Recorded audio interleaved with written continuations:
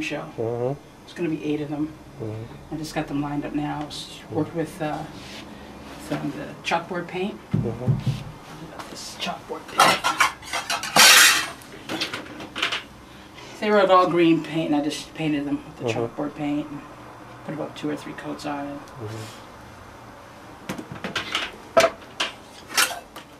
And they have to be sanded in all areas. Over the, yeah. So between the chalkboards and between these panels, these are like the the newest work. So this is a new work or what? Yeah, this is new work. It's going to show in the what museum? It's in Brooklyn Museum. Bronx Museum. Oh, Bronx Museum. Yeah, the Bronx Museum are going to be the chalkboards, and these are going to be for Roebling Hall. Oh.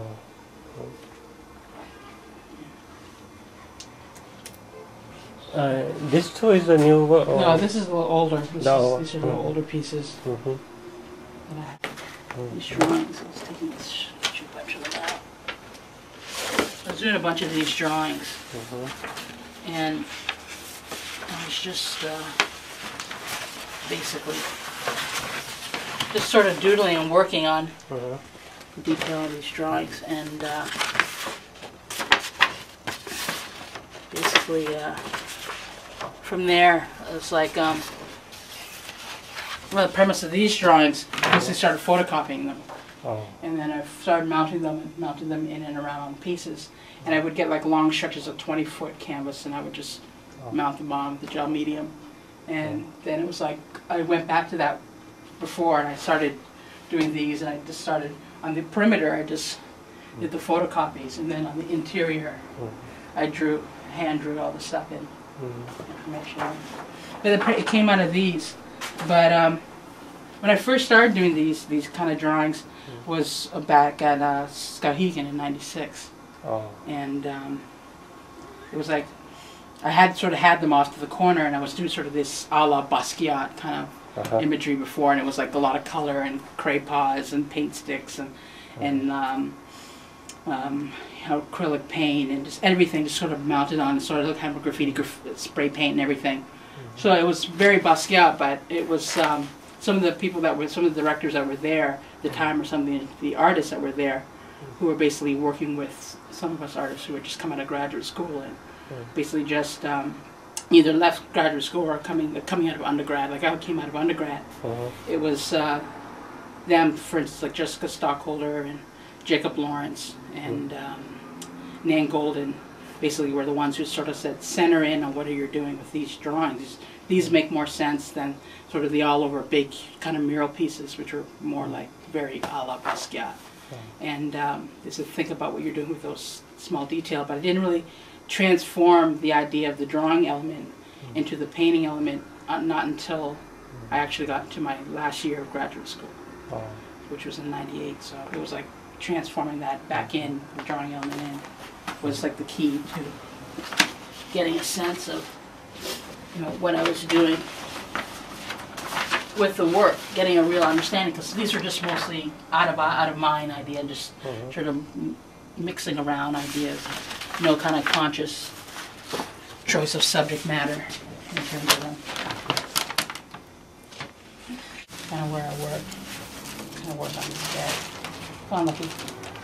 Lucky, get down. Sort of like looking at these pieces.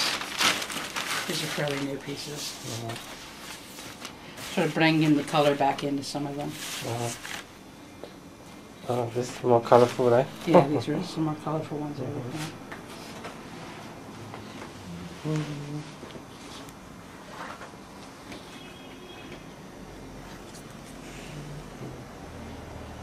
So is this a new work? Yeah, this is fairly new work. These are very new. These are some newer pieces that I'm working on paper. These for the works on paper. Fairly new. These are new pieces. This is from the Scene Gallery show. Yes. These ones.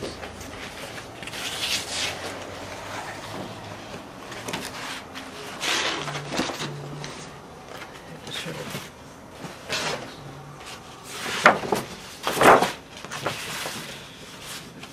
Alice's Greatest Hits.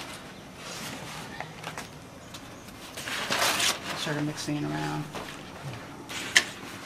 So it's like a mixture of the all detailed information to just doing like some of these more color based pieces.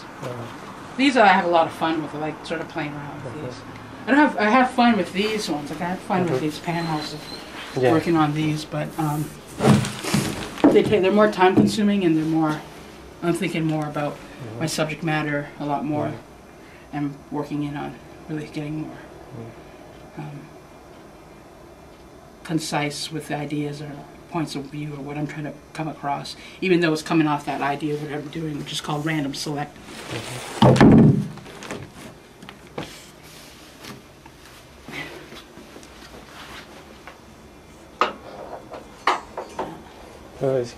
The ideas come from the Mickey Mouse. So now this is the it's something like that.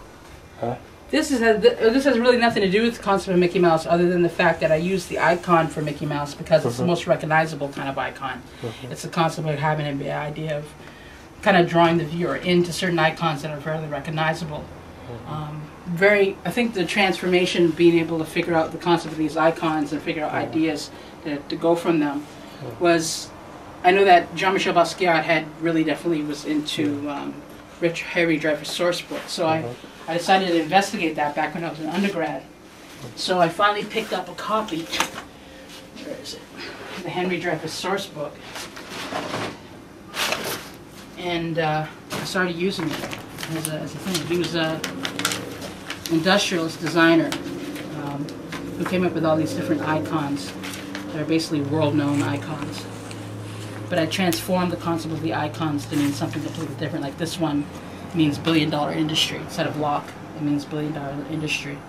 And it's like billion-dollar industry means the prison industry. I call it the prison industry because that's basically what it is in these times. So it's just sort of playing from that. And I get these booklets and change around. It's just the illustration service trade book. You use that as a way of being able to come up with ideas. There's just this image. Yeah, this image is this image. You know. It's and it's copyright free. These images are all copyright free. So it's like these are the books that I buy, and I buy children's books and comic books are a big thing. I mean, comic books for me.